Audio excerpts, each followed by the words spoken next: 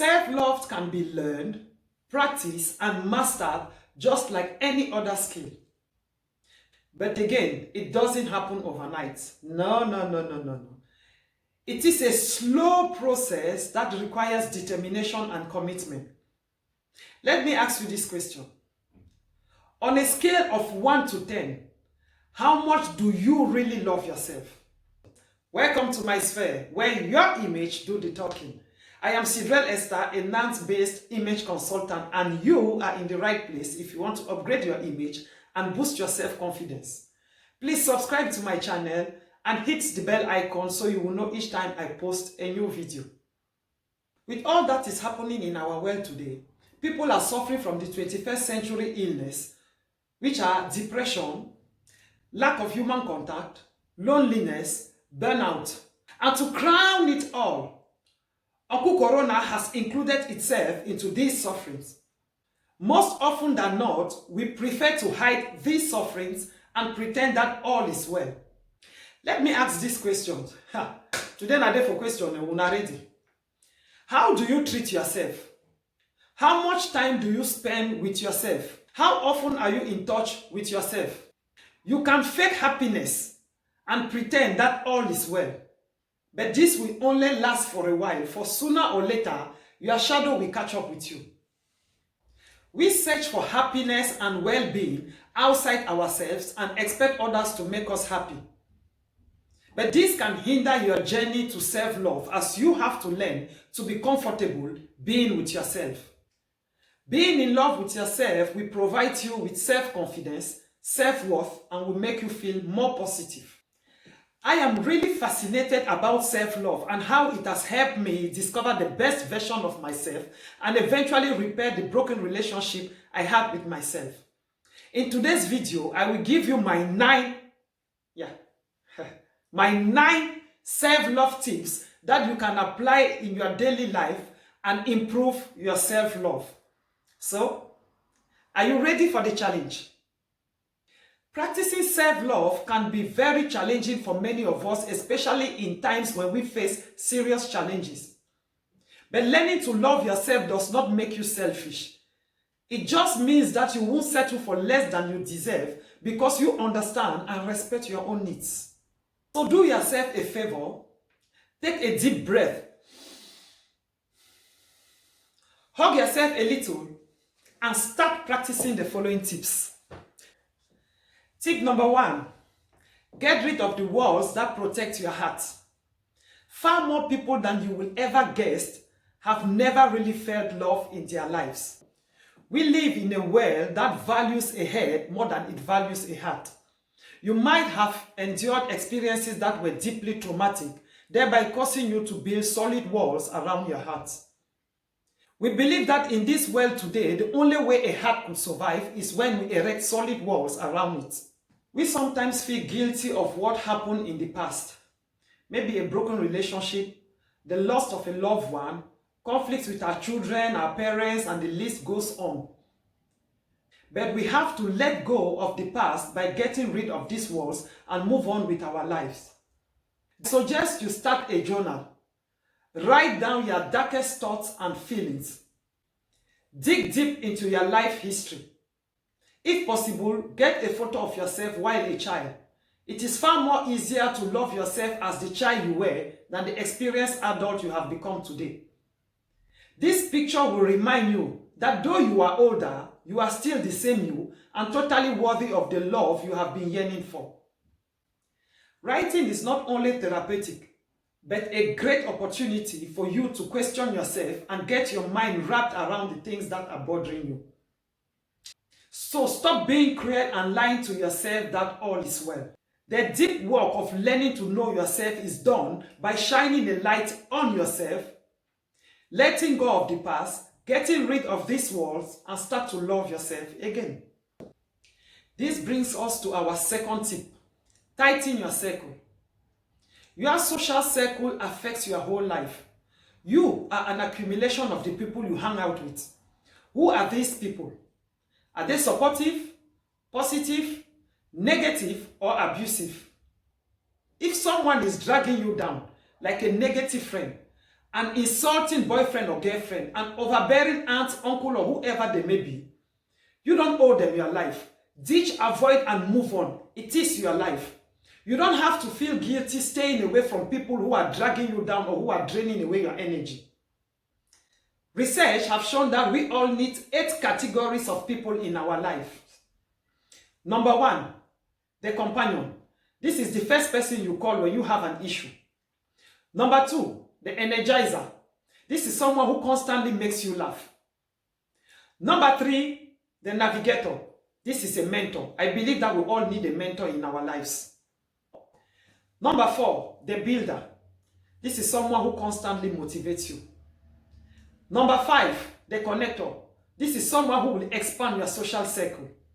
Number 6, the collaborator. This person has the same interest with you. Number 7, a mind opener. Someone who encourages you to embrace new ideas. This one is a risk bearer. Forward ever, backward never.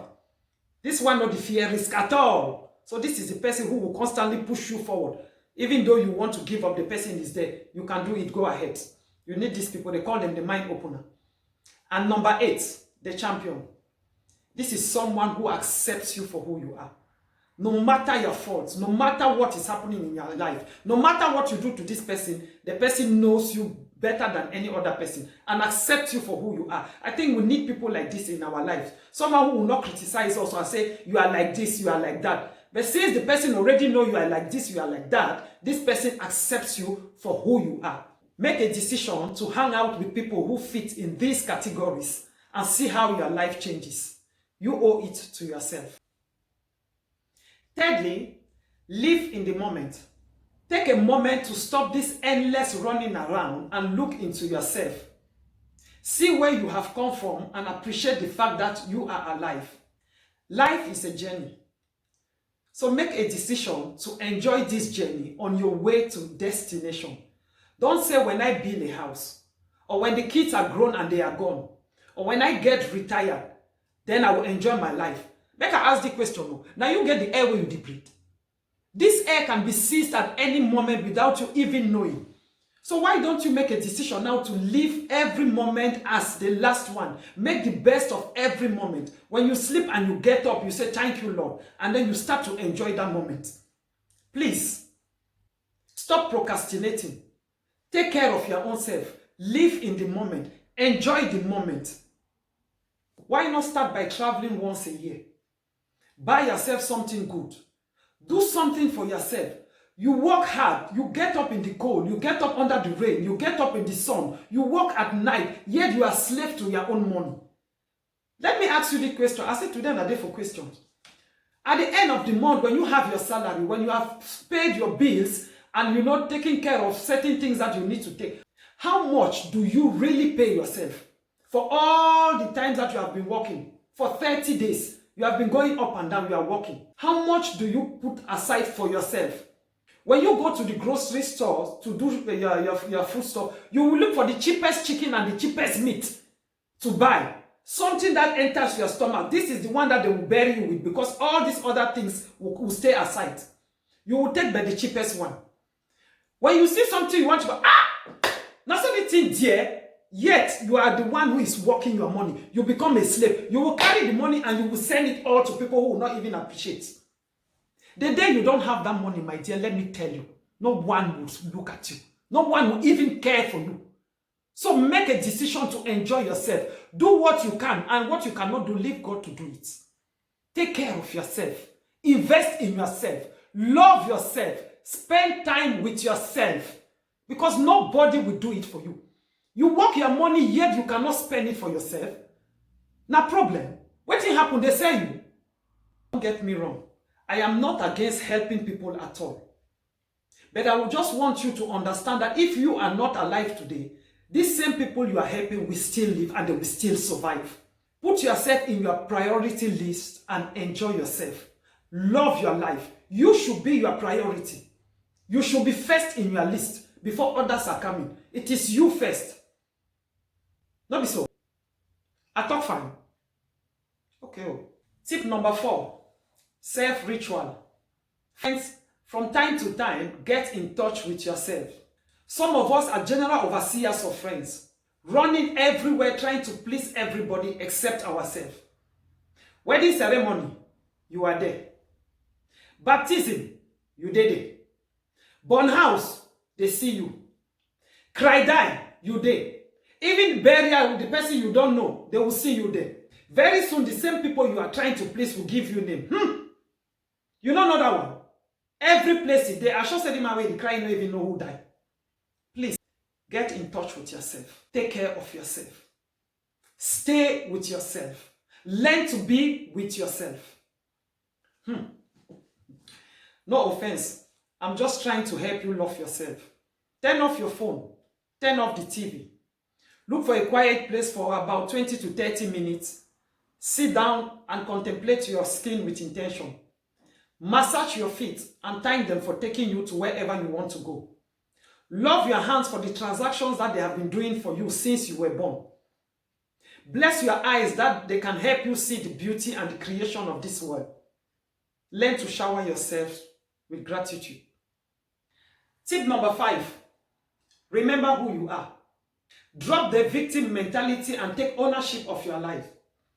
Not blaming your circumstances or pointing your fingers at others. The moment you take ownership is the moment you gain back the power to create change in your life. You might have been through a lot and have come through it, or you are still struggling to come out of it. But just remember who you are. This is funny to say, but I will tell you that adversity is your friend. It challenges you and makes life interesting so you can go to the place you really want to go. I am giving you some of my secrets here. These tips have really helped me to gain back ownership of my life and learn to love myself. Tip number 6. Stop comparing yourself with others. Comparison is a killer to self-love. There is just no reason for you to compare yourself with anyone in this planet. You are unique. You not get photocopy, you not get duplicates. So please stop comparing yourself because there is no two you. Even if you are identical twin, you are unique. And remember that there is no use comparing yourself. You can't compare yourself to someone else's because no matter how well you think you know them, you don't know how they perceive their own life. Instead, spend your time to write your story and build your own path. Number 7, spend some time alone. Whether you are married, single, or in a relationship, one of the best ways you can cultivate a loving relationship with yourself is to regularly spend some time alone. Go to a movie by yourself. Take yourself out to a restaurant. Whatever alone time activity appeals to you, don't hesitate to do it. In doing this, you can learn to enjoy your own company and might be amazed at the thoughts and revelation that you will have just by listening to yourself. Number 8, forgive yourself for the mistakes you have made. How can you expect to move forward in life if you are constantly being weighed down by anger and resentment? Your perfections are found through your imperfections. You are not a computer, so stop expecting yourself to be perfect. If you have been blaming yourself for things that happened in the past, it is high time you release yourself. You are human, and as such, you have flaws like any other person. If you are having trouble forgiving yourself, start by forgiving others. You are not condoning their behavior when you forgive others for their wrongdoing. You are simply giving yourself permission to let go and move on with your life. It is a very hard step to take, but a mandatory one for your self-worth and self-love. When you don't forgive, you put yourself in captivity. When you hold others, you punish yourself. So let go and start loving yourself. My 9th and last tip, treat yourself nicely. You are the singular most important person in your world. Everything in your life flows from the relationship to yourself. Learn to treat yourself like someone worthy of love, compassion, and respect, and see how your life will be joyful than you can imagine. It's rather unfortunate that most people do not put enough energy into their relationship with themselves. We are our first and worst critic. I know it sounds dramatic, but consider the way you speak to your friend or your loved ones. Do you speak to them the same way you speak to yourself in your head?